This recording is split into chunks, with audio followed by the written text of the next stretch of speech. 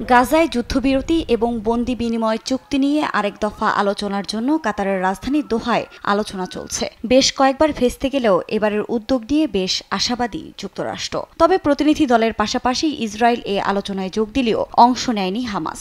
হামাসের পক্ষ থেকে জানানো হয়, জো বাইডেনের দেওয়া প্রস্তাব বাস্তবায়নে ইসরায়েলের পক্ষ থেকে স্পষ্ট প্রতিশ্রুতি পেলেই এ আলোচনায় যোগ দেবেন তারা।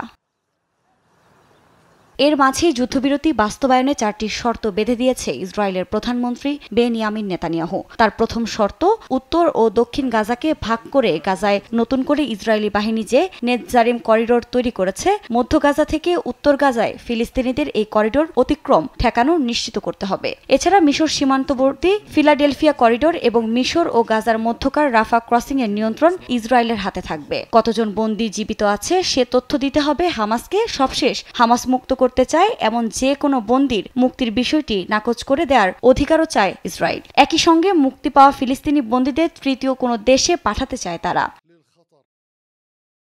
আর এর শর্তের কারণে চ্যালেঞ্জের মুখে পড়েছে আলোচনা। এরই মধ্যে এসব শর্তের বিরোধিতা করেছে হামাস ও অন্যান্য ফিলিস্তিনি প্রতিরোধ সংগঠন। এ পরিস্থিতিতে আলোচনা বাধাগ্রস্ত হতে পারে বলে ধারণা বিশ্লেষকদের। একদিকে যুদ্ধবিরতির আলোচনা যখন চলছে, ঠিক তখনই গাজায় তাণ্ডবের মাত্রাও বাড়িয়েছে আইডিএফ। বৃহস্পতিবার জাওয়ালিয়া শরণার্থী শিবিরের ইসরায়েলি বিমান হামলায় শিশুসহ বহু ফিলিস্তিনের হতাহতের খবর পাওয়া গেছে। শুধু জাওয়ালিয়াই নয়, পুরো গাজা জুড়েই আগ্রাসন চালাচ্ছে তারা। আফরিন মৌ, নিউজ ডেস্ক, দেশ টিভি।